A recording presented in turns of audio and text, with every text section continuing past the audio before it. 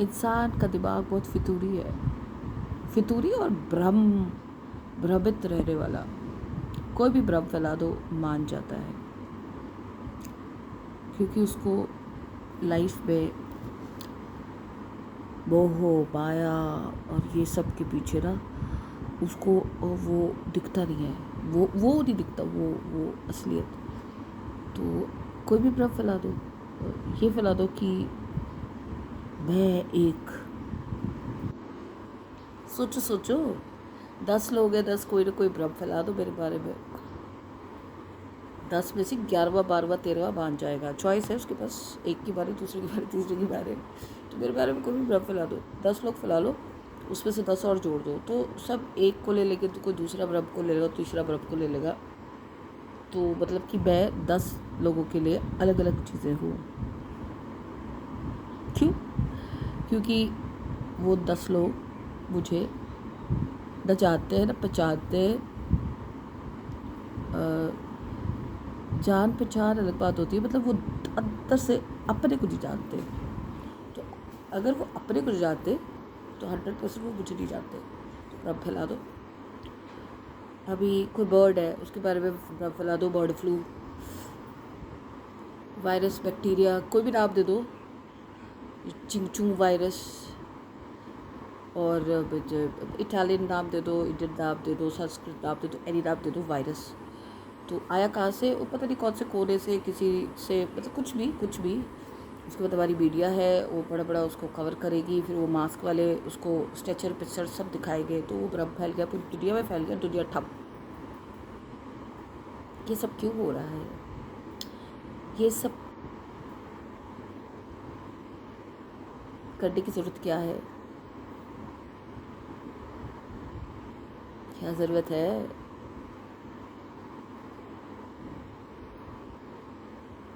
वो इसलिए हो रहा है कि हम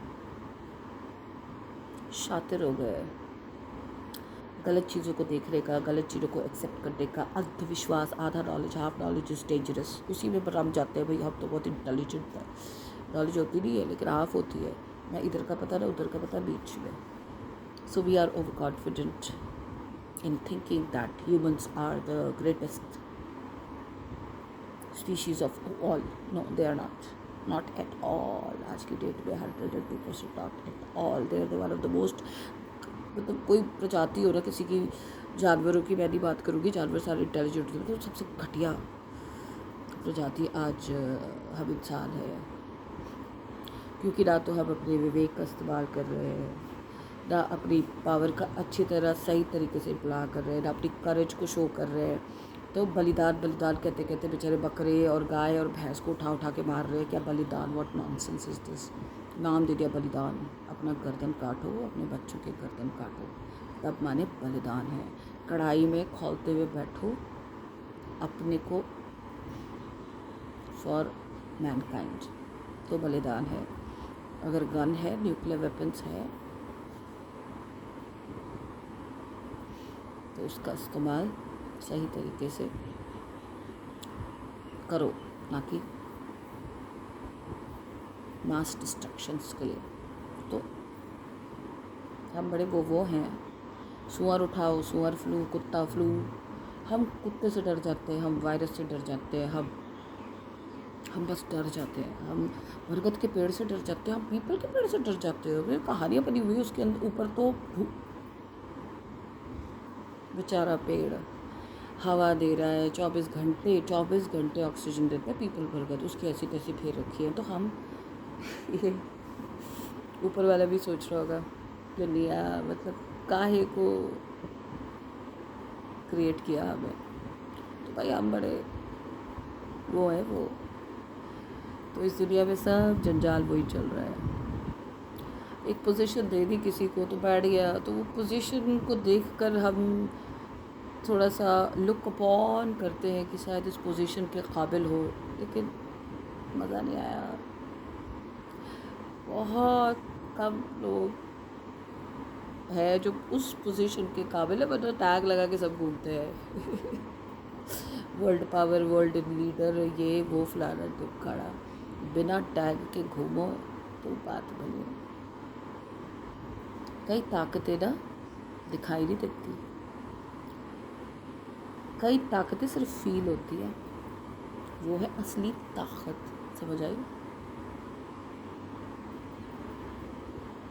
ताकत वो नहीं है जो 4 लोगों को लेकर चलो, 4 अपने पे आप बतिया रहे हैं, 4 गलत चीज़ें कर रहे हैं तो 5 को और इकट्ठा कर लो, 10 को। फिर कोई जिसको पता भी नहीं है कि मेरे बारे में क्या हो रहा है उसको जाके दोष दो। ताकत दिखती नहीं है, it is your grit, your determination inside.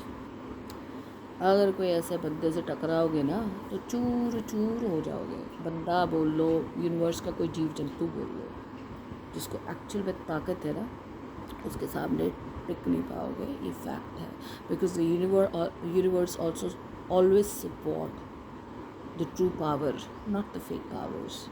Fake power से तो नेगेटिव आत्माएं आपके साथ चलती रहेंगी, नेगेटिव एनर्जीज चलती रहेंगी, उससे आप सोचोगे ताकत है, तो वो ताकत नहीं है। वो दैत्यों का एक समूह है, वो आपस में मार काट लेगा एक दूसरे को। जो देवताओं का समूह होता है ना, वो कुछ और होता है। सो ना देवताओं की डेविल से बनी है, ना डेविल्स की देवताओं से बनी है। तो ताकत दोनों में है, लेकिन डिफरेंस है पॉजिटिव और नेगेटिव। आप किस साइड है, आप किस साइड है, सोचें। ऑफिस खेलते खेलते, पैसा कमाते कमाते, तू रिच मैं गरीब तू रिच करते करते ये भी सोचिए।